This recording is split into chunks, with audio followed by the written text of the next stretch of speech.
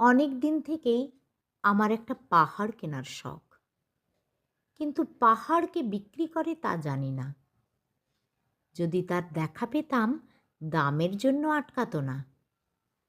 আমার নিজস্ব একটা নদী আছে, সেটা দিয়ে দিতাম পাহাড়টার বদলে। কে না জানে পাহাড়ের চেয়ে নদীর দামই বেশি। পাহাড় স্থাণু, নদী বহমান। নদীটাও অবশ্য আমি কিনেছিলাম একটা দ্বীপের বদলে। এখন আমি একটা পাহাড় কিনতে চাই। সেই পাহাড়ের পায়ের কাছে থাকবে গহন অরণ্য। আমি সেই অরণ্য পার হয়ে যাব। তারপর শুধু রুক্ষ কঠিন পাহাড়। একেবারে চূড়ায় মাথার খুব কাছে আকাশ, নিচে বিপুল পৃথিবী, চরাচরের তীব্র নির্জনতা। আমার কণ্ঠস্বর সেখানে কেউ শুনতে পাবে না।